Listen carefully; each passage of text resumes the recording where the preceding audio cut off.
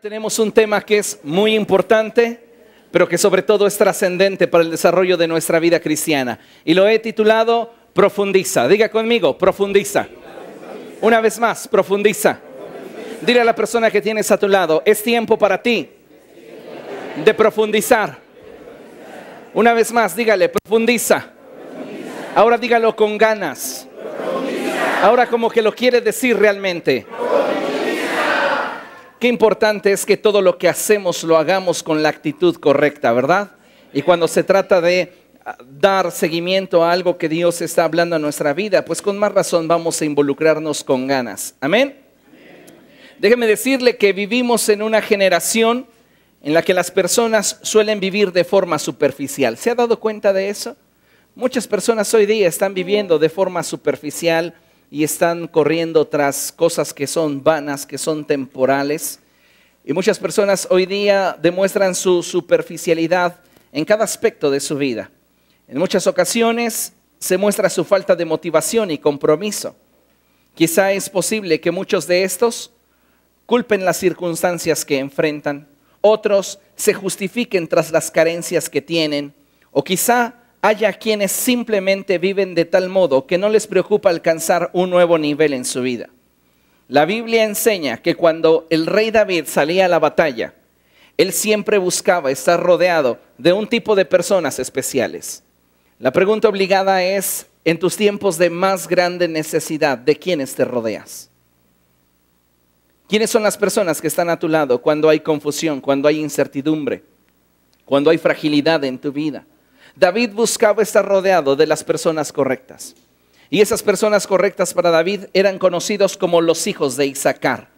Los hijos de Isaacar eran personas que añadían valor a la vida del rey.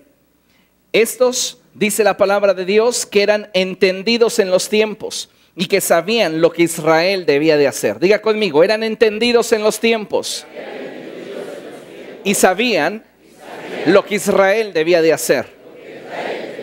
Esas son dos cualidades en la gente que suele trascender. Entiende el tiempo que está viviendo y sabe lo que debe de hacer. Para entender el tiempo en el que vivimos es importante que tengamos presente que necesitamos una visión amplia. Si no tenemos una visión amplia, si solo estamos observando lo que tenemos delante de nuestros ojos, observamos nuestro presente, pero no planificamos a futuro, no estamos entendiendo el tiempo en el cual vivimos. Y estamos viviendo un tiempo que la Escritura define como difícil. Sabemos que los últimos tiempos son estos, y de acuerdo a la profecía dada por nuestro Señor Jesucristo, se declara que en estos últimos tiempos el amor de muchos por Cristo se tornaría frío. El apóstol Pablo dice que en estos últimos tiempos muchos no tolerarían la sana doctrina y se irían tras doctrinas de demonios. Muchos otros estarían escuchando fábulas y mentiras en lugar de obedecer a la verdad. Estamos viviendo tiempos complejos, tiempos en los cuales nuestra fe va a ser probada. Y necesitamos tener a nuestro lado a la gente correcta y tener la actitud de la gente correcta. Y es decir, que debemos entender el tiempo en el cual estamos viviendo y debemos a través de ese discernimiento saber qué es lo que debemos hacer en esta generación. En este tiempo en el cual hemos sido privilegiados por Dios para vivir. Hoy vivimos en una sociedad en la que las personas viven de forma tan acelerada que muchas veces no nos percatamos de las cosas que en torno a nosotros suceden. Y al vivir de esta forma, no solamente nos perdemos la capacidad de entender el presente y el porqué, sino que también perdemos oportunidades que el cielo tiene preparadas para nosotros. Y cuando nosotros no estamos entendiendo las oportunidades que Dios tiene preparadas para nosotros, simplemente estamos impidiéndole al cielo intervenir en nuestra vida. Quiero que diga conmigo, Dios quiere hacer grandes cosas conmigo. Una vez más, Dios quiere hacer grandes cosas conmigo. ¿Cuántos de ustedes realmente caminan por la vida con la convicción de que Dios quiere hacer grandes cosas a través de su vida? ¿Qué está haciendo para que esto suceda? Porque muchas personas están esperando simplemente que suceda, pero no están haciendo nada para que suceda. ¿Qué estamos haciendo para que realmente el cielo desee usarnos? ¿Qué estamos haciendo para que realmente el cielo pueda cumplir todas las promesas que nos han sido dadas por medio de Dios y han sido plasmadas en las Escrituras para cada uno de nosotros? ¿Qué estamos haciendo para que esto suceda? Dios ciertamente quiere hacer grandes cosas con cada uno de nosotros. La palabra del Señor dice que somos sal y luz. Y déjeme decirle que no solamente hemos sido colocados en esta generación como un factor de cambio, sino mayormente de influencia.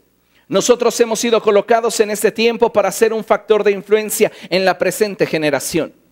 Pero esto tiene que ver no solamente con el deseo o anhelo que existe en nuestro corazón. Tiene que ver con que entendemos el tiempo en el que vivimos y en base a esto sabemos lo que debemos hacer.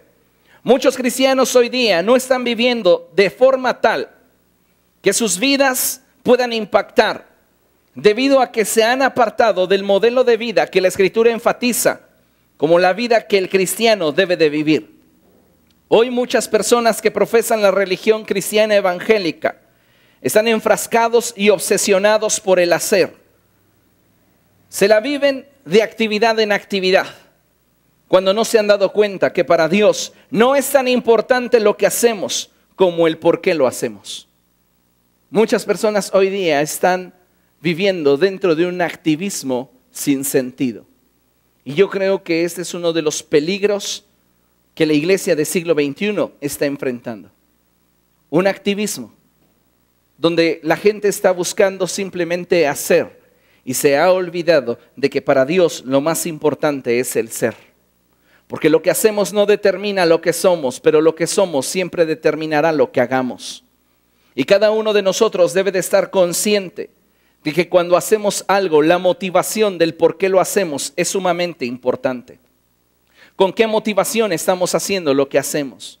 ¿Con qué motivación estamos cada día viniendo a la iglesia? ¿Con qué motivación estamos participando de un área de servicio? ¿Con qué motivación estamos nosotros enfrentando la vida? ¿Cuál es la motivación que hay en nosotros? ¿Cuál es esa motivación que nos impulsa a continuar día a día en medio de tanta adversidad, en medio de carencias, en medio de presiones, en medio de circunstancias adversas? ¿Qué me está motivando a hacerlo? Es tan importante que cada uno de nosotros se cuestione acerca de su motivación. La palabra de Dios me habla allí en Apocalipsis capítulo 2 acerca de la iglesia de Éfeso. Y la iglesia de Éfeso era una iglesia ejemplar. Pero era una iglesia que había perdido su motivación. El Señor Jesucristo, después de declarar todas las cosas buenas que esta iglesia había realizado, le dice, pero tengo en tu contra que has perdido tu primer amor. Tengo en tu contra que has abandonado aquello que te colocó donde estabas. Y muchas veces la vida del cristiano se caracteriza por comenzar con mucha pasión, por comenzar con mucha energía, pero al paso del tiempo nos vamos relajando en cuanto a nuestro ritmo de vida espiritual. Vamos dejando aquellas cosas que son fundamentales para el desarrollo de nuestra vida cristiana. Y comenzamos a conformarnos con el hacer. Entonces ya no importa tanto para el religioso el ser, se conforma con el hacer, porque es lo que la religión exige. Haz. Pero Dios no quiere simplemente que hagamos. Dios quiere que nuestro hacer sea fruto de lo que somos. Y cada uno de nosotros debe de tener cuidado de no abandonar los fundamentos y principios que nos colocaron donde hoy estamos. En algún momento de la historia, el pueblo de Israel caminó carente de dirección y sin ser influencia para ninguna nación. Vivía simplemente ocupado de sus propios anhelos y deseos. Y es bajo este esquema de la vida del pueblo de Israel que Dios les habla a través del profeta Jeremías. Así que considere lo que la palabra de Dios dice. Y acompáñeme por favor a Jeremías capítulo 6. Libro del profeta Jeremías capítulo 6. Y vamos a leer el verso 16. Mientras que llegamos ahí tenemos un texto en pantalla.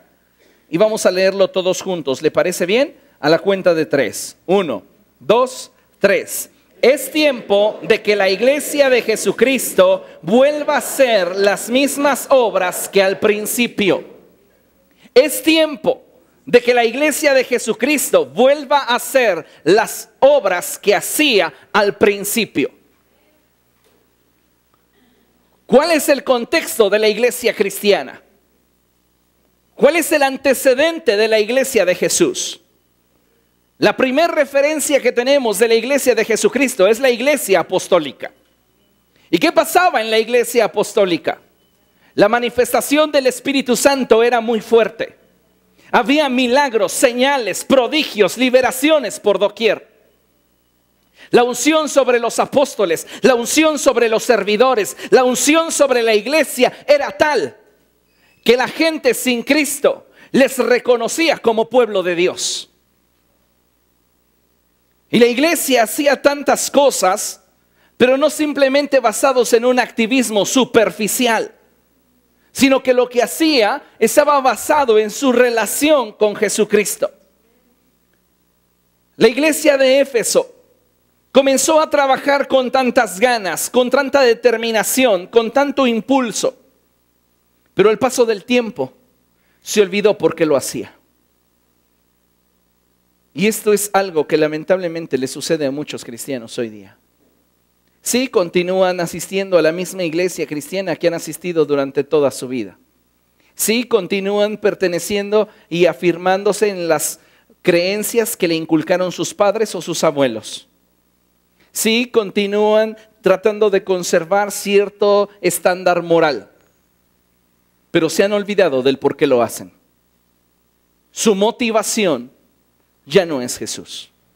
Su motivación puede ser darle un buen ejemplo a sus hijos. Su motivación puede ser guardar una apariencia ante la sociedad. Su motivación puede ser mantener una conciencia tranquila, pero ya no es Jesús. Y cuando Jesús deja de ser nuestra motivación, sin duda alguna, estamos en riesgo de extraviarnos. Así que debemos de tener mucho cuidado de no perder el enfoque como lo perdió la iglesia de Éfeso. Por eso el Señor le habla a la iglesia de Éfeso tan directamente y le dice: arrepiéntete y vuelve a hacer las obras que al principio hacías. Porque si no, vendré a ti y quitaré de en medio tu candelabro. Necesitamos entender que Dios quiere que la iglesia del siglo XXI vuelva a la senda antigua. Es tiempo de que nos detengamos en nuestro frenético andar y volvamos a los rudimentos y al principio para poder tener una base sólida que nos capacite para edificar la iglesia por la cual Jesucristo habrá de venir. Así que vamos ahí a Jeremías capítulo 6, verso 16, y dice: así dice el Señor, deténganse en los caminos y miren. Lea conmigo: así dice el Señor, deténganse en los caminos y miren. Dios le está hablando al pueblo a través del profeta Jeremías, y Dios le está diciendo al pueblo: deténganse en su frenético andar. Cada uno de ustedes está en busca de aquello que desea en su corazón, en busca de aquello que anhela en lo más íntimo de su ser. Pero ninguno de ustedes se está ocupando de lo que realmente es importante. Así que deténganse. Porque si ustedes continúan avanzando sin sentido, a su parecer puede ser que exista un progreso. Pero desde mi punto particular de vista, ustedes no se están moviendo del lugar, están estancados. Así que deténganse por un momento y miren, que tu visión sea clara, que tu visión sea amplia, y no des por hecho que estás cumpliendo con todo lo que se te ha pedido.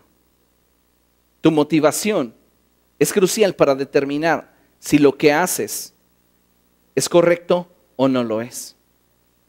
Entonces dice la palabra de Dios que el Señor le habla al pueblo de Israel diciéndole: deténganse en los caminos y miren, pregunten por los senderos antiguos, pregunten por el buen camino y no se aparten de él. La palabra de Dios nos enseña que ancha es la puerta y espacioso el camino que lleva a la destrucción, y muchos son los que transitan por él.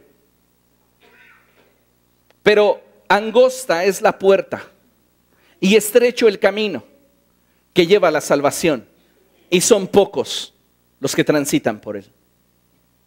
La pregunta es, ¿dónde nos encontramos hoy en cuanto a nuestra relación con Jesús? ¿Dónde estamos nosotros hoy día en relación a aquel a quien juramos lealtad, fidelidad, amor y compromiso? A veces damos por hecho simplemente que tenemos una relación con Jesús, pero no cultivamos nuestra relación con Cristo. El profeta Jeremías dice: deténganse en los caminos, en tus tantas opciones, y mira, discierne en qué lugar te encuentras, en qué camino estás. Porque puede parecerte un camino de piedad, un camino de justicia, pero terminar siendo un camino de muerte. Así que detengámonos y miremos con atención dónde estamos parados. ¿Estamos realmente caminando en la voluntad de Dios? ¿Estamos realmente haciendo lo que Dios desea que hagamos? El pueblo de Israel, al ser confrontado por el profeta Jeremías, respondió de acuerdo a lo que había en su corazón. Pero ellos dijeron: no lo seguiremos. Dios le está hablando al pueblo y Dios le dice: ustedes están teniendo tantas opciones delante de sus ojos y consideran que todas las opciones para ustedes son buenas, que no se han dado cuenta que están dejando de hacer aquello que en realidad deberían de hacer. Muchos cristianos hoy día están tan envueltos, tan enrolados en el activismo superficial, en una vida cristiana insípida, carente de la presencia del Espíritu Santo y conformándose simplemente a hacer. Yo tengo un ministerio, por eso Dios me ha de aprobar. Yo tengo dones espirituales, por eso Dios me ha de aprobar. Yo tengo talento para llevar gente a la iglesia, por eso Dios me ha de aprobar. Yo sé cantar bonito, por eso Dios me ha de aprobar. ¿Sabe? No es por obras. Necesitamos preguntarnos, ¿dónde estamos parados? Dice la palabra de Dios: pregunten por el buen camino. ¿A quién vamos a confiarle nuestro destino? ¿Quién puede guiarnos hacia el camino correcto? El Señor Jesucristo dijo: pero cuando venga el Espíritu de verdad, Él los guiará a toda verdad. ¿A quién debo de preguntarle en qué camino me encuentro? Al Espíritu Santo. David decía: examíname, oh Dios, y ve si hay en mí camino de perversidad y guíame por tu senda eterna. Muchas veces estamos involucrados en todo, haciendo de todo, pero nos estamos olvidando de lo fundamental. Es tiempo de que como iglesia de Jesucristo profundicemos. Tienes que profundizar en tu relación con Jesús. Vas allá de ser superficiales. Muchos de nosotros tenemos el síndrome del frijolito, ¿verdad? ¿Recuerda usted ese experimento en la primaria cuando ponía un frijolito con algodón en un Gerber, en un frasco de Gerber? 2, 3 gotitas de agua y a los tantos días germinaba. Y algunos de ustedes son cristianos frijolito, sin profundidad. Se conforman con lo mínimo necesario para subsistir.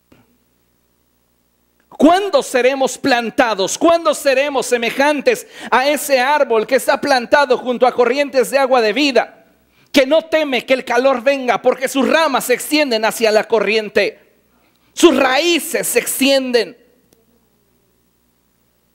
¿Cuándo? Si solo vivimos en un nivel de superficialidad en nuestro compromiso con Jesús.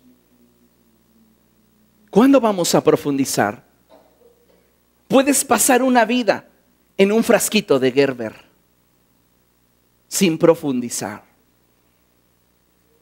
Y lamentablemente, déjame decirte algo, la superficialidad es cómoda. Por eso mucha gente vive de forma superficial. No se quiere comprometer más allá. Pasan los años y su vida cristiana no cambia. Su vida cristiana no se ve alterada en ningún sentido. No tienen más compromiso con Jesús. Su máxima aspiración es simplemente ser congregantes. Y no estoy diciendo que todas las personas han de ser pastores. No estoy diciendo que todas las personas van a tener un área de servicio en la cual tengan que liderear. Pero lo que quiero transmitirte es que fuimos llamados a grandeza, a ser cabeza, a estar encima y no debajo. Y necesitamos entender que hay algo que tú y yo debemos hacer en esta generación. La Biblia dice acerca de David que él sirvió a su generación conforme al propósito de Dios. ¿Y qué estamos haciendo nosotros? Queremos trascender porque hemos sido colocados como sal y luz, como un factor de influencia. Pero ¿qué estamos haciendo para que realmente seamos influencia? En la política, en las finanzas, en la educación, en la sociedad. ¿De qué manera podemos ser de influencia si nos estamos conformando a vivir de forma superficial y vana? Es tiempo de profundizar. Basta ya el vivir de forma tan superflua, jugando a ser cristianos, cuando en realidad solo somos personas religiosas. A los seguidores del camino se les llamó por primera vez cristianos en Antioquía, debido a que estos hacían las obras que Jesús hacía. Pero hoy en siglo XXI se le llama cristiano a todo aquel que entra a un edificio que profesa X fe. Ya es cristiano. Eso no nos hace cristianos. Lo que nos hace cristianos es hacer las obras que Jesús hizo. Y no podemos hacer las obras que Jesús hizo si antes no hemos nacido de nuevo. El abrazar una religión no nos hace cristianos. El cantar lindos cantos, el llorar, el reír, el brincar, el estar de pie, el doblar nuestras rodillas, no nos hace cristianos. Lo que nos hace genuinos y verdaderos cristianos es tener una relación real y viva con Jesucristo. El evangelio implica una relación, no una rutina que figura dentro de los mandamientos de los hombres.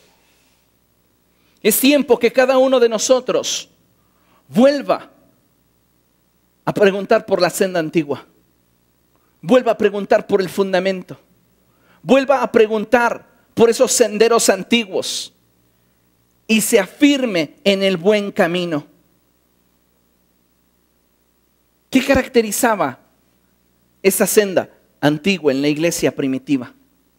La iglesia apostólica, nos dice la Escritura, que era una iglesia en la cual los milagros, las maravillas, las sanidades, las liberaciones, la predicación, la vida de servicio, la devoción a Dios, era simplemente la expresión del fuego que ardía en el corazón de los cristianos.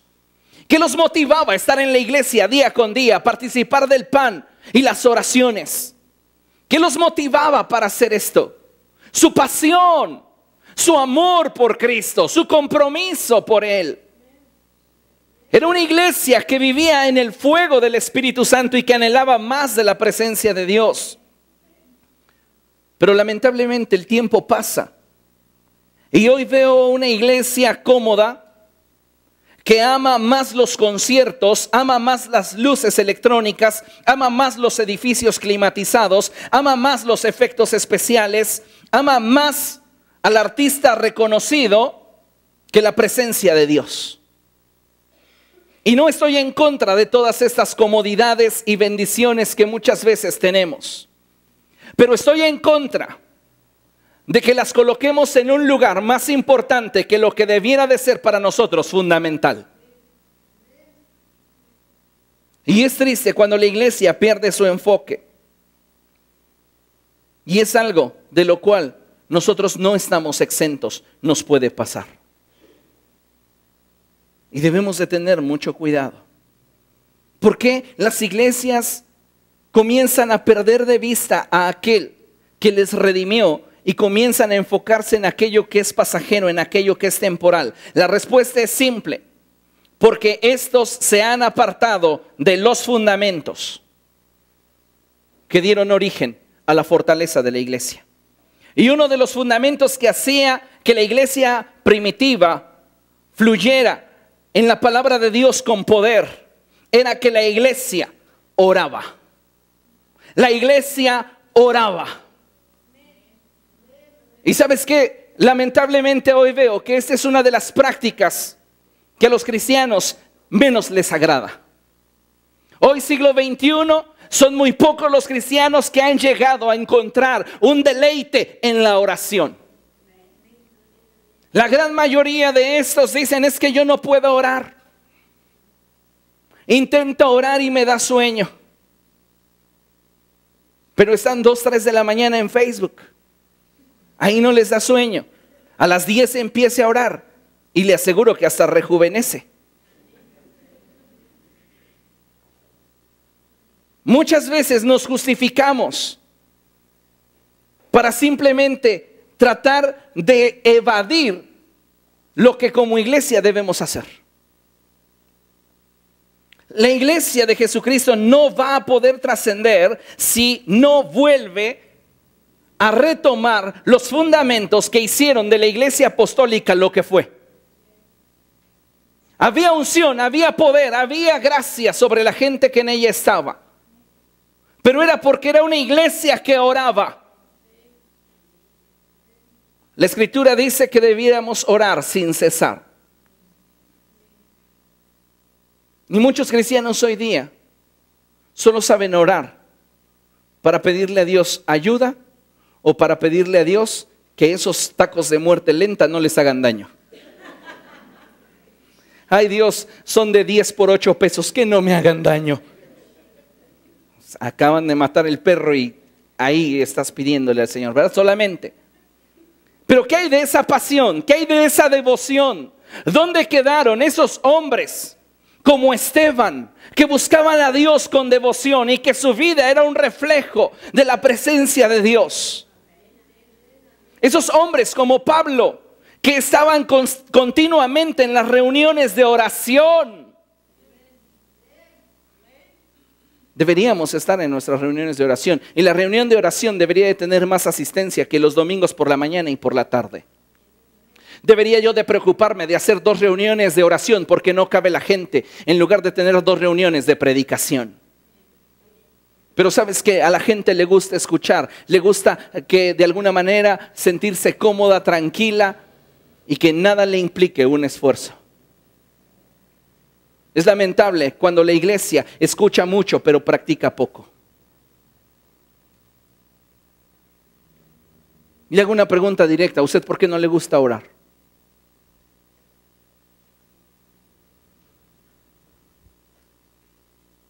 Y la respuesta es simple: porque no conoce a aquel con el cual a través de la oración se establece una relación. Y no va a haber otra forma de establecer una relación profunda con Cristo, sino a través de la oración. En siglo XXI estamos cambiando el fundamento de la oración por poner un CD del cantante famoso que más nos gusta. Ya tuve comunión con Dios. ¿Qué es eso? No puede usted cambiar su relación con Jesús en base a la oración por poner al artista preferido del momento cristiano en su reproductor de CDs. Prende la televisión y ahí medio escucha. Y nada más escucha cuando dicen: ¿quieres un milagro? Paga por él. Sí, lo hago. Rápido, sin compromisos. Dios, dámelo. Te lo pago. ¿Por qué no volvemos al fundamento? La generación a la cual le predicó Jeremías dijo: no lo vamos a hacer. Vamos a seguir caminando igual, enfrascados en nuestra superficialidad. Y lamentablemente,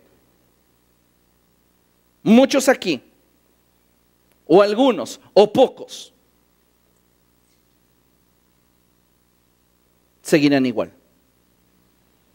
Sin importarles la oración, sin importarles profundizar, sin importarles mejorar su relación con Jesús. Simplemente dirán: estoy en un proceso. Y se justifican. Pero como les enseñé el martes, toda justificación, toda excusa Es un obstáculo entre nosotros y nuestro destino. Así que necesitamos hacer a un lado las excusas, hacer a un lado los pretextos y realmente enfocarnos en lo que debemos hacer. Porque si algo va a soltar, si algo va a detonar la unción, el poder, la gloria de Dios sobre nosotros, es la oración. Dios no hará nada en esta tierra si no es en respuesta a la oración.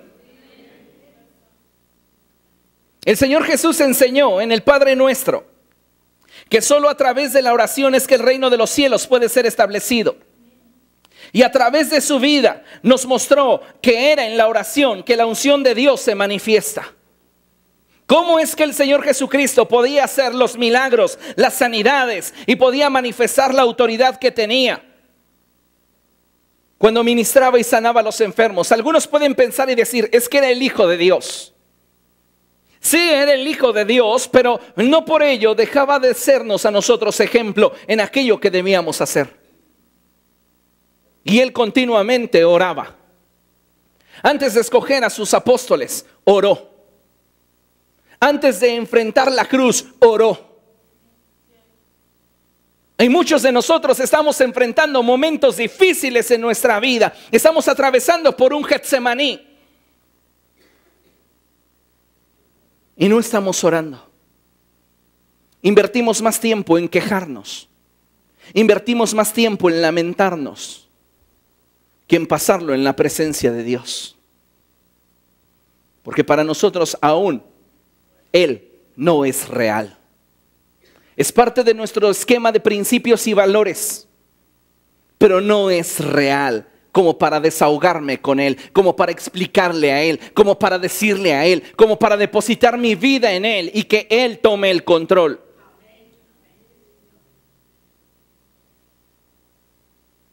Muchas personas piensan que orar no tiene sentido. Y es peligroso cuando escuchas esto decirlo de gente que se dice ser hija de Dios y ser cristiana. El cristiano debería de saber que toda la potencia del cielo en su vida se encuentra simplemente esperando que comience a orar. Jesús dijo, y todo lo que pidan al Padre en mi nombre les será dado, les será concedido. Sabemos dónde está la solución, sabemos dónde está la respuesta, pero no la queremos tomar. Porque implica que nos salgamos de nuestra área de comodidad. En un mundo tan acelerado, en un mundo lleno de compromisos, lleno de actividades, ¿qué tiempo voy a tener yo para orar? Hay que orar el pastor que no hace nada.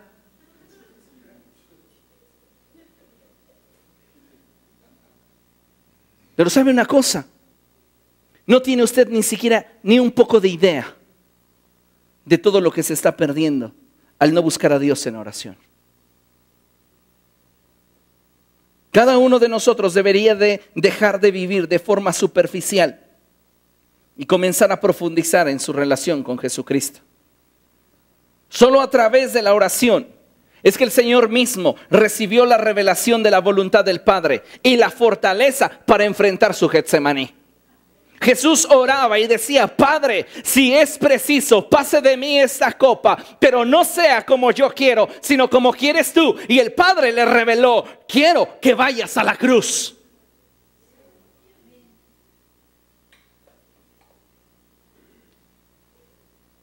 ¿Qué tan preparado está usted para recibir malas noticias? Todos anhelamos recibir buenas noticias. Te bendeciré, te prosperaré. Pero ¿qué pasaría si viniera la convicción del Espíritu y la voz de Dios a decirnos, viene para ti una racha de calamidad, de problemas, de lágrimas, de dificultad y de estrechez? Ay, no, mejor me vuelvo testigo del error. Allá sí me van a decir lo que quiero escuchar. No estamos preparados para enfrentar la calamidad. Las naciones no están listas para enfrentar aquellas situaciones que llegan de repente. ¿Se acuerda usted cuando atentaron contra las Torres Gemelas? Se convirtió todo eso en un caos. ¿Por qué? Porque la nación supuestamente más segura no estaba preparada. Debemos esperar y desear lo mejor, pero estar preparados para lo peor. ¿Y qué nos prepara como cristianos para enfrentar la adversidad que no sé qué vendrá a mi vida el día de mañana? La oración. Porque ninguno de nosotros conoce lo que vendrá mañana. Hoy puedo tener prosperidad y mañana tener miseria. Hoy puedo tener salud y mañana estar enfermo. Hoy puedo tener trabajo y mañana estar desempleado. ¿Qué es lo que te prepara para enfrentar los momentos de estrechez en la vida? La oración. Padre, he visto las ejecuciones. Los cuelgan desnudos. El arte nos presenta a Jesús colgado de una cruz con un taparrabos. Pero la historia no nos dice que eran crucificados así. Eran crucificados desnudos para avergonzarlos completamente delante de todos aquellos que podían mirarlos. Jesús estaba completamente expuesto. Él ya había visto esas ejecuciones. Llevaba 3 años de ministerio, pero 33 años de vida. Y año tras año, él sabía del horror de ir a la cruz. Cómo los trataban los romanos, cómo los golpeaban, cómo los lastimaban, cómo llegado el momento les rompían sus rodillas para que el peso de su cuerpo los asfixiara. Él ya sabía lo que vendría. Y le decía a su padre, si es posible, no quiero pasar por ese momento de estrechez, pero no sea como yo quiero, sino como tú. Ese diálogo no lo escuchó de una alabanza. Lo escuchó en la intimidad de la oración. Y el padre le respondió y le dijo, quiero que vayas a la cruz. Porque los pecados de Antonio, porque los pecados de Samuel, porque los pecados de Ruth, porque los pecados de Alejandra, porque los pecados de David son tan graves y me ofenden tanto que tú debes de llevarlos y morir en su lugar. ¿Qué lo preparó para eso? La oración. Pero nosotros no queremos orar. Entonces cuando viene la adversidad no sabemos cómo enfrentarla. Nuestra vida se convierte en un caos. ¿Por qué? Porque no tenemos intimidad con Cristo.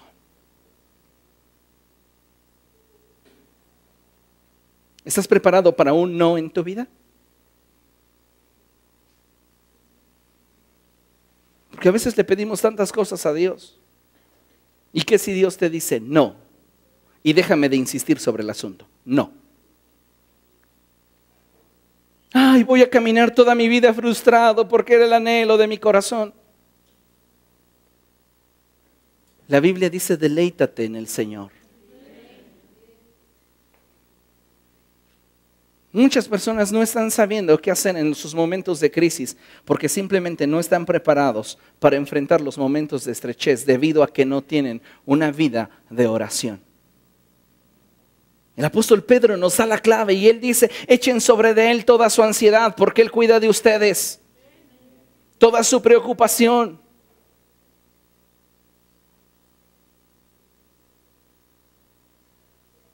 Y muchos de nosotros no estamos considerando el hecho de que en Él lo tenemos todo. Para un alto porcentaje de cristianos, si hiciéramos una encuesta llamada la encuesta de la honestidad, un altísimo porcentaje de cristianos dirían que para ellos la oración es aburrida. ¿Sabes por qué te es aburrida la oración? Porque la has convertido en un monólogo. A nadie le gusta hablar solo. Si yo cada día viniera a hablar con esta columna y dije, ¿cómo estás, columna? ¿Bien? Te veo más delgada ahora. Estás bien cuidadita y te ves bien. Y llega un momento en el que digo, ¿y de qué más hablo? ¿Qué más le digo? No hay una interacción que me permita conocerla. Por eso te aburres, porque no dejas un espacio para escuchar la voz del Espíritu. No ha habido un deleite en tu corazón para venir y buscar a Dios. No hay una genuina entrega y disposición en tu corazón para conocerle. Y si la iglesia quiere trascender, si la iglesia realmente quiere hacer aquello para lo cual fue colocada en esta generación, la iglesia tiene que volver al sendero antiguo. Pasaban tiempo orando. Pasaban tiempo buscando la presencia de Dios.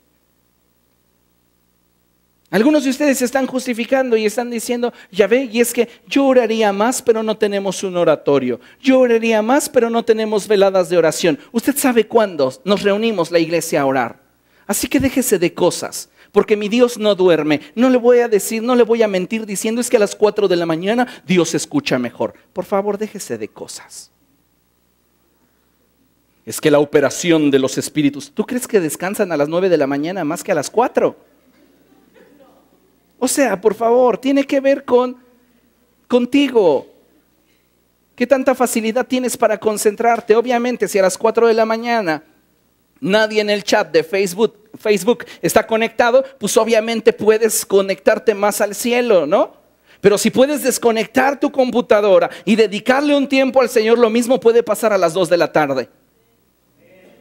Imagínense por un momento a Daniel que oraba 3 veces al día. Recibir un mensaje, un correo electrónico del cielo. Atención, solo de 3 a 4 a.m. Oiga, pero el ángel del Señor vino y le dijo, es por causa de tus oraciones que estoy aquí presente. La iglesia tiene que comenzar a orar con pasión. La iglesia tiene que empezar a orar con motivación. La iglesia tiene que empezar a orar con intención, con intensidad. Y no estoy hablando de gritos y quedarnos afónicos, porque la oración de Ana no emitió grandes sonidos, pero estremeció el cielo. Pero muchos de nosotros carecemos de esa pasión, de ese entendimiento del corazón de Dios. Vivimos de forma tan superficial. Y la gente vive de forma superficial porque quiere vivir para sí misma y sin compromisos ni sacrificios. En Lucas capítulo 5, verso 4, la Biblia dice que Jesús le dijo a sus discípulos, lleva la barca hacia aguas más profundas y echen allí las redes para pescar. Lea conmigo, lleva la barca hacia aguas más profundas, hasta ahí. Ese es el mensaje de Dios para nosotros. Lleven su barca hacia aguas más profundas. Lleven su vida hacia un nivel mayor de profundidad. Y entonces van a poder obtener aquello que desean en su corazón. Pero profundicen con Dios. Queremos ser prosperados, queremos ser bendecidos, queremos tener estabilidad espiritual. Queremos tener estabilidad emocional y que incluso Dios nos dé un novio o una novia guapísimo. Pero no pasamos tiempo pidiéndoselo a Dios. Estoy esperando el indicado. ¿Y ya se lo pediste al Señor? Si no, aquel te va a poner un changuito frente a ti. Si no se lo pides a Dios, el diablo ya te lo escogió. Y esa es una gran verdad. Así que tienen chavos y chavas solteras que empezar a pedírselo a Dios ya. No, dices, es que me faltan 20 años para casarme. ¿Eso crees tú? Y ruégale a Dios que lleguen. ¿Qué tal si no?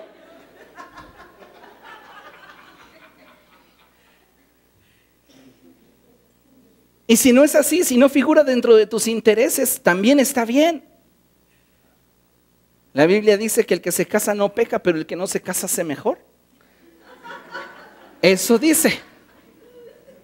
Pero cualquiera que sean sus intereses, sus deseos, fundamentenlos en la palabra de verdad.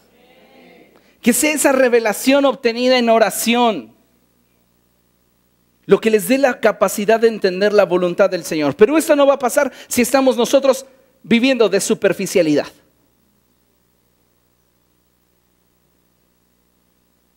Yo no sé cuántos de ustedes en algún momento de su vida jugaron en un chapoteadero a que se ahogaban. ¿Y cómo terminaban sus rodillas, verdad? Todas raspadas de que ese chapoteadero estaba bien chiquito y ahí me ahogo, me ahogo. Y hay algunos cristianos así, jugando en el chapoteadero del Espíritu, diciendo, tengo tu gloria, tengo tu unción. Pero no lo buscan en verdadera profundidad, solo quieren cosas superficiales. Iglesia, es tiempo de que entendamos el tiempo en el cual estamos viviendo. Porque solo así sabremos lo que debemos de hacer. La Biblia dice, lleva tu barca hacia aguas más profundas.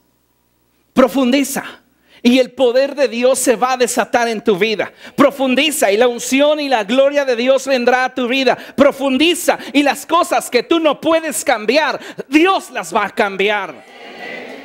Pero tienes que profundizar.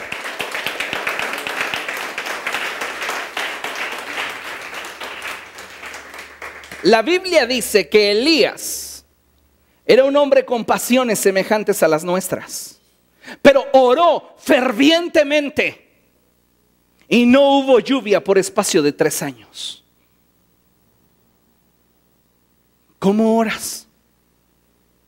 Y no me refiero a lo externo, si gritas o no. Me estoy refiriendo a la pasión que arde en tu corazón al hacerlo. ¿Con fervor? ¿Con verdadera pasión? Tenemos que llegar al deleite para entonces disfrutar el tiempo de oración que pasamos con nuestro Dios. Jesús manifestaba un nivel de poder extraordinario y sus discípulos eran testigos de ello. Sus discípulos querían ese poder, querían esa unción, querían esa capacidad para enfrentar las circunstancias. ¿Ustedes creen que durante esos 3 años de ministerio Jesús no tuvo adversidad familiar? Cuando comenzaba su ministerio, sus hermanos se lo agarraban de bajada. Y se lo demuestro con la Biblia. Le decían, ve a las bodas de Caná, porque cualquiera que hace los milagros que tú haces no va a ser conocido quedándose aquí. No entendían. Y Jesús les dice, no es mi tiempo aún. Ellos no creían en él. En una ocasión, su familia va a buscar a Jesús. Y Jesús está ministrando y está con la gente que él solía rodearse. Sus discípulos, los recaudadores de impuestos y las prostitutas, los fariseos, los maestros de la ley. Y alguien se acerca y le dice, oye, te hablan afuera tu mamá y tus hermanos. Y fíjense la respuesta de Jesús. ¿Quién es mi madre? ¿Y quiénes son mis hermanos? Yo pienso, pobre cuando llegó a la casa. ¿Cómo que nos desconoces? Ah, claro, a ver si fulana te parió, le podría haber dicho María, ¿verdad? Porque María sufrió dolores de parto para dar a luz a Jesús. Porque era una ley establecida. No crean que porque era el Hijo de Dios no le dolió. Claro que le dolió. Y ahora María va a buscarlo y le sale este hombre con que ¿quién es mi madre? Mi madre y mis hermanos son quienes hacen la voluntad de mi Padre que está en el cielo. Eso lo declaró él, no para menospreciar a los suyos, sino para enseñarnos a nosotros que las relaciones del Espíritu trascienden a las relaciones de la carne. Amaba a María a tal punto que en su muerte es de la única que se ocupa. Mujer, he ahí tu hijo. Hijo, he ahí tu madre. ¿Entiende eso? Entonces, qué importante es que nosotros aprendamos a orar y deleitarnos en la oración para que podamos enfrentar las situaciones de adversidad. Jesús enfrentaba situaciones adversas en lo familiar, enfrentaba situaciones adversas en lo emocional, enfrentaba oposición espiritual, enfrentaba desprecio por parte de aquellos que eran autoridades en el Sanedrín en ese momento. Era considerado un enemigo de Moisés. Mucha presión. ¿Qué lo mantenía? La oración. Y usted debería de saber que en la oración se encuentra la voluntad de Dios para usted. ¿Cuántos de nosotros anhelamos lo que había en Jesús? Mire, si nosotros no nos estamos comprometiendo con la oración, solo lo decimos porque queremos quedar bien. Y muchas personas no anhelan lo que había en Jesús porque entienden que eso les implicaría un mayor compromiso. Y no quieren compromisos. Quieren simplemente encuentros aleatorios con Cristo. No quieren un compromiso con Él. Quiero encontrarme con Él y que me bendiga. Quiero encontrarme con Él y que me provea. Quiero encontrarme con Él y que no me falte el trabajo. Quiero encontrarme con Él y que siempre esté sano.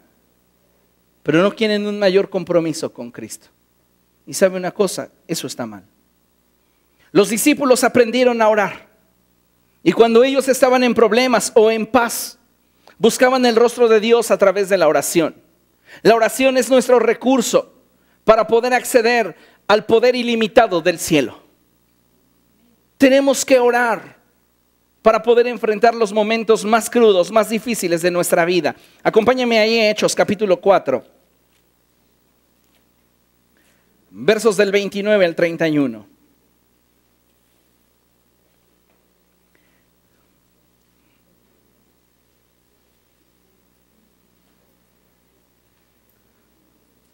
Voy a dejarles una tarea a todos y los que repiten culto me acuerdan de dejarles la tarea a todos.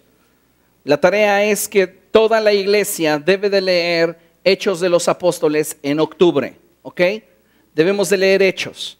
Cuando usted acabe de leer Hechos, me manda un correo electrónico o me avisa aquí en la congregación, pastor, ya leí Hechos. Es todo, no le voy a hacer un cuestionario, no le voy a hacer un examen, no le voy a pedir un ensayo. Simplemente quiero que conozca el fundamento de la iglesia. ¿Qué hacía que esa iglesia fuera tan extraordinariamente poderosa?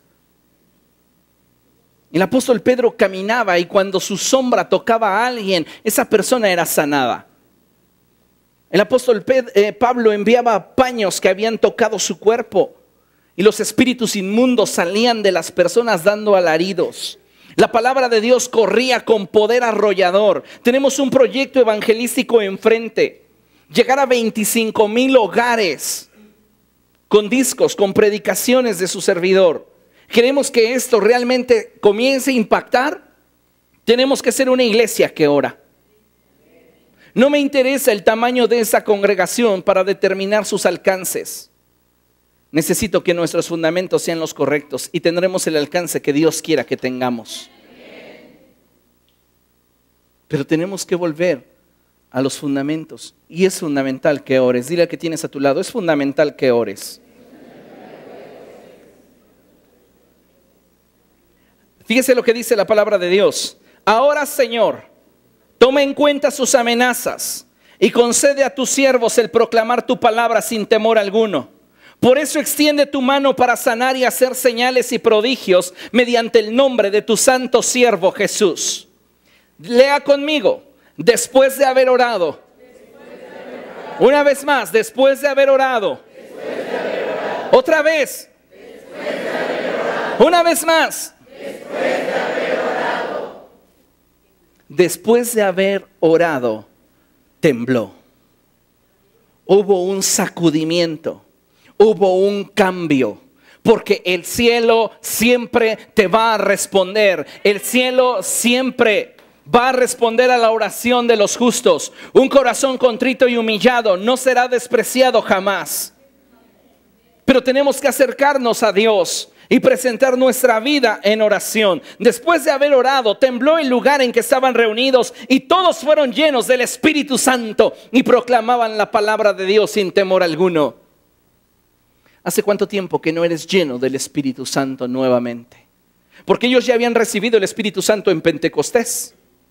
Pero el servicio, así como mi auto le encanta la gasolina, así a tu espíritu le encanta la unción y se la bebe así.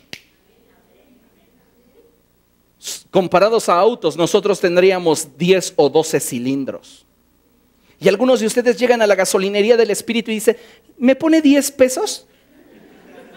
Oye, si el litro cuesta 1 hora con el Padre, ¿para qué te va a alcanzar eso? Pues para que no me enferme de los tacos de muerte lenta.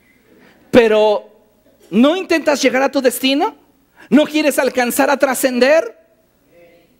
Qué padre es cuando llegas y le dices, tanque lleno, hasta que desborde. ¿Hace cuánto tiempo que no haces eso? Y le dices al Padre, lléname, hasta que mi copa rebose. A David le encantaba traer el tanque lleno, porque sabía que con tanque lleno llegaba a su destino. No importa que trajera un auto de 12 cilindros, de 10 o de 8. Él quería llegar. Y mientras más cilindraje, más rápido. Así que no te conformes a tu maquinita 1200 cuando puedes tener una 5.0. Busca la intimidad con el Espíritu en la oración para que seas lleno de su presencia. ¿Cómo podemos enfrentar las adversidades? Orando. La iglesia oró y ellos fueron llenos del Espíritu Santo. ¿Pero qué, Pedro no había sido ya bautizado en el Espíritu Santo? Pero necesitaba ser lleno, porque las circunstancias, las adversidades, el servicio mismo se lo estaba consumiendo. ¿Cuántas veces predicarían por día los apóstoles? Para atender a una congregación de mínimamente 8,120 miembros,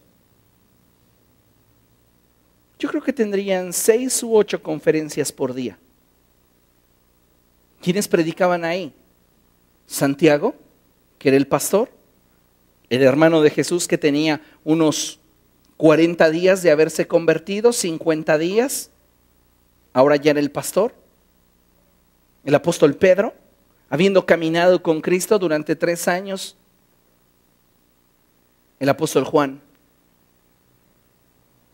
Muy posible en algún momento le entraba ahí a la predicación Leví. Él era el más fresa de los 12. Pero lo hacían continuamente. ¿Tú crees que eso no desgasta? Estar orando por la gente. Orar por 100 es desgastante. Orar por 200 es desgastante. Recuerdo una ocasión cuando fui a predicar a una iglesia que tenía de miembros 1,600 personas. Hice la invitación al altar y me tardé predicando 45 minutos. Orando por cada persona me tardé 2 horas. Y yendo rápido. O sea, oré esa ocasión yo creo que como por unas 700 personas. Jesús que ministraba y les daba de comer a 5,000 hombres, solo hombres, sin contar mujeres y niños. ¿Cuánta gente iría entonces? Si siempre las mujeres son más en número que los hombres. Yo creo que serían multitudes de alrededor de 20,000. ¿No necesitaría orar? Usted se vuelve a justificar y dice, bueno, pero yo no ministro a nadie. Por eso su vida está como está. Porque no se está ocupando ni siquiera de alimentarse a usted mismo. Necesitamos cambiar nuestra actitud y tenemos que profundizar. La Escritura nos dice ahí en Daniel capítulo 9, versos del 1 al 3, algo muy importante. Libro del profeta Daniel, capítulo 9, disculpen. Versos del 1 al 3. ¿Lo tiene? Mientras que lo encuentran los demás, déjeme decirle que la oración nos lleva a la intimidad con Dios y ahí Él nos revela su corazón. ¿Cómo se conocen 2 personas?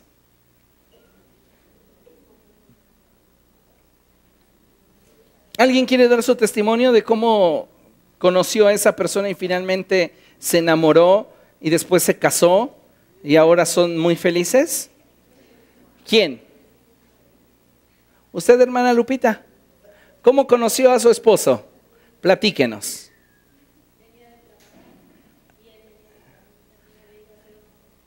Ah, iban en el mismo colectivo.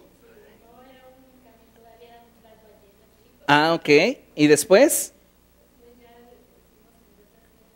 Ah,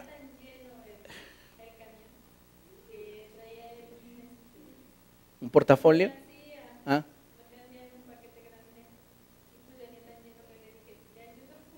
Ah. Sí, gracias.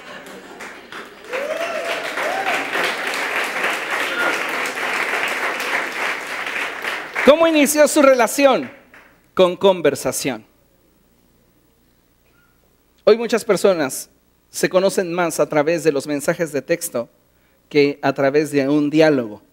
Pero si somos en relación entendidos, los mensajes de texto son diálogos, donde estamos exponiendo nuestra forma de pensar, nuestras emociones, nuestro sentir.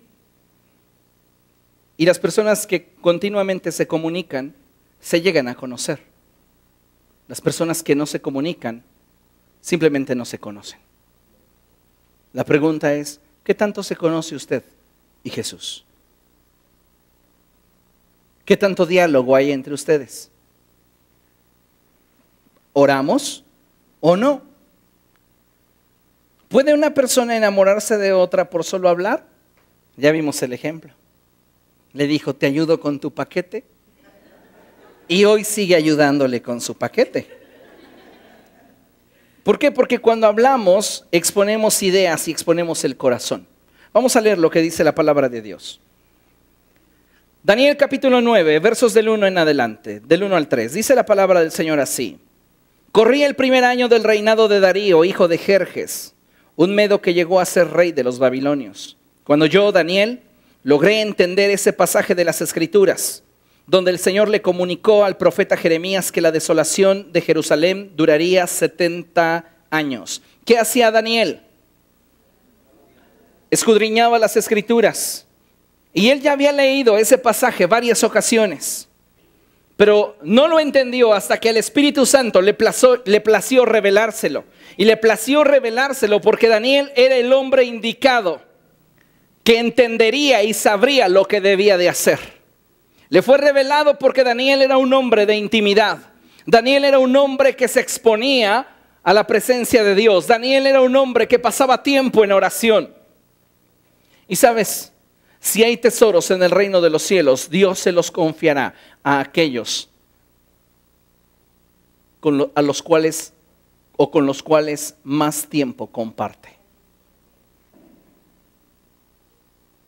¿Tú a quién le confías tus cosas de valor?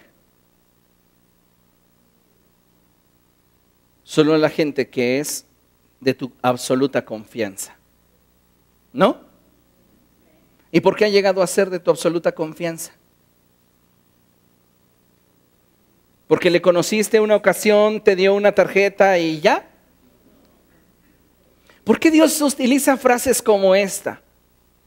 Pero Moisés es mi hombre de confianza. Porque Moisés pasaba tiempo con él.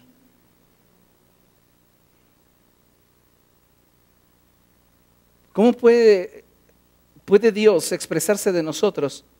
Este es mi hijo o mi hija amado en el cual tengo complacencia, deleite, si no pasamos tiempo con él. Seguimos jugando en nuestro chapoteadero.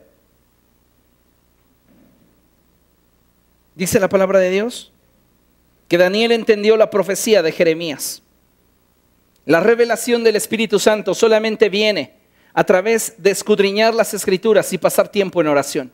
No hay otra forma.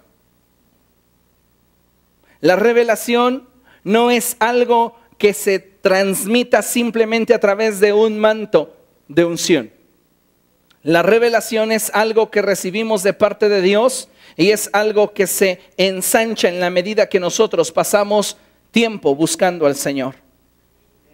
Entonces, dice la palabra de Dios que después de que Daniel entendió la revelación del profeta Jeremías, me puse a orar y a dirigir mis súplicas al Señor mi Dios. Además de orar, ayuné y me vestí de luto y me senté sobre cenizas. Vuelve a los fundamentos. Profundiza. ¿Hace cuánto tiempo que no profundizamos en nuestra relación con Cristo? Estamos tan conformes que nos olvidamos de a qué hemos sido llamados. Y no fuimos llamados simplemente para adornar una generación, fuimos llamados para influir en una generación. Por eso es importante que consideres que es tiempo de que hagamos de la oración no solo parte de nuestra disciplina, sino mayormente nuestro principal deleite. Es tiempo de que hagamos de la oración no solo parte de nuestra disciplina, sino mayormente nuestro principal deleite. ¿Te gusta hablar con alguien? Le llamas por teléfono, le mandas un mensaje, le escribes una carta. ¿No te gusta hablar con alguien? Pues simplemente no lo haces. ¿Te gusta hablar con Dios o no? ¿Por qué no ora usted así? Le dice, Señor, ¿podrías sacar un tema nuevo porque tú eres tan aburrido? Porque algunos de ustedes eso le expresan con sus actitudes. No quieres orar porque te aburre. Es que la persona que está del otro lado es aburrida. No tiene tema de conversación. Siempre te habla de lo mismo superficial. Ay, ya.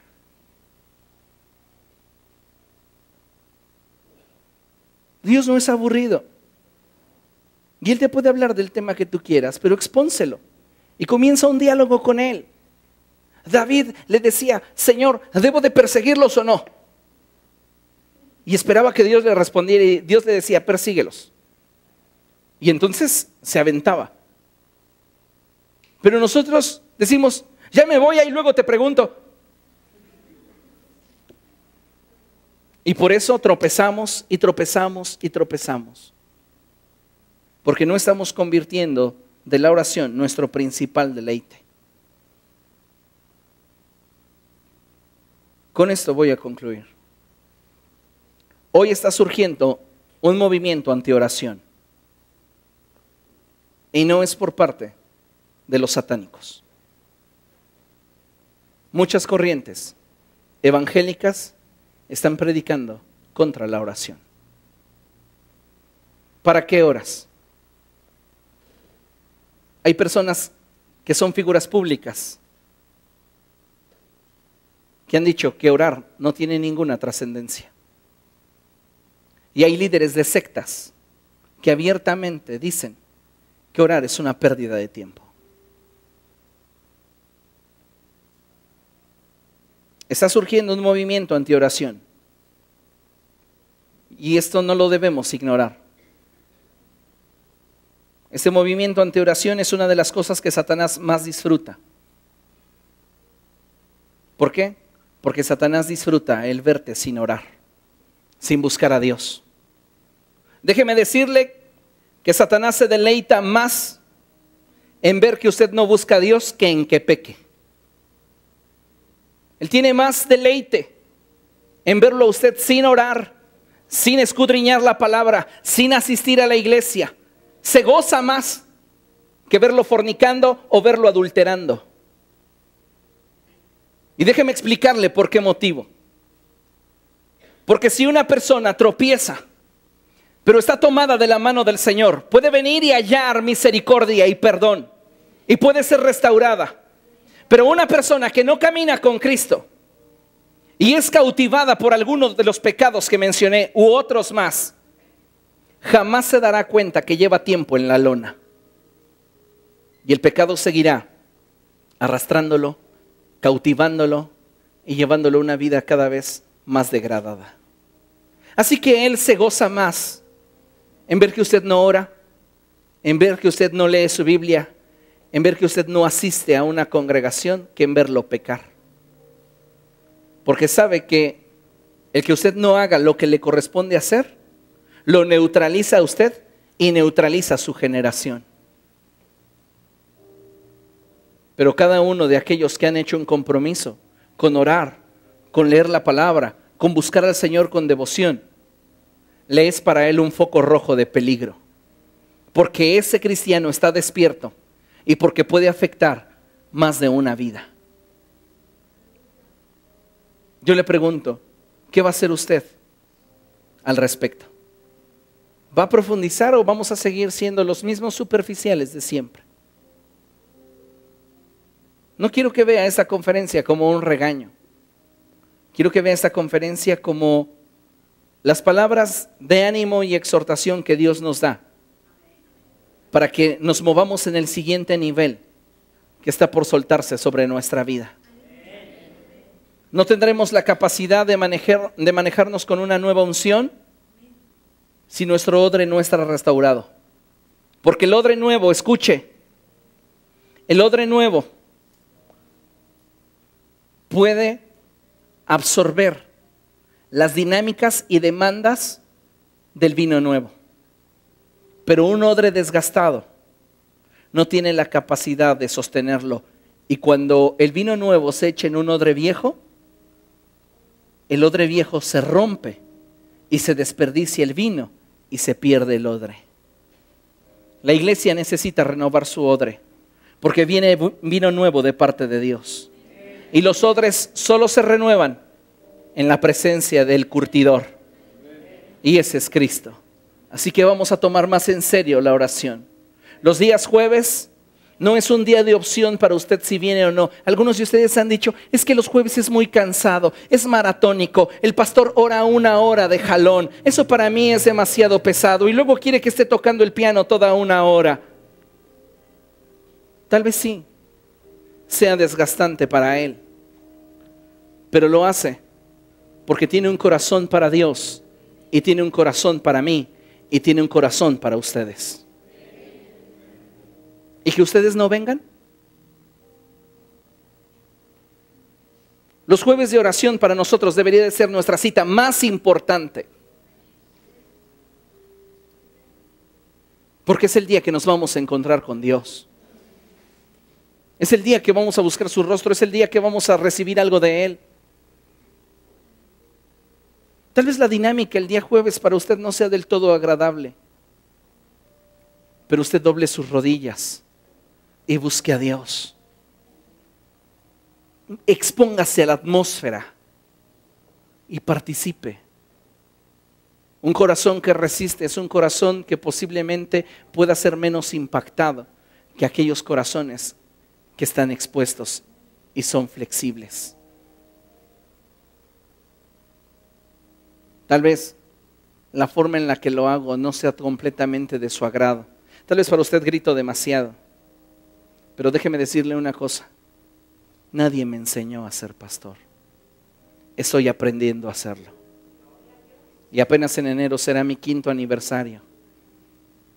Sin una escuela, sin nada. Cometo muchos errores. Cada reunión me equivoco. Pero lo hago con amor. Sé que no lo seré siempre, pero creo que el tiempo que esté, daré lo mejor de mí. Así que comprométase con la oración. Créeme, vale la pena. Si usted va a pedir un día en su trabajo para salir más temprano, no lo pide el día que no hay reunión, para irse a la plaza. Es válido ir a distraernos, pero por favor tome en serio su compromiso con la oración. Solo el poder de Dios se manifestará si como un solo hombre participamos de la oración. ¿Amén? Póngase de pie y vamos a dar gracias.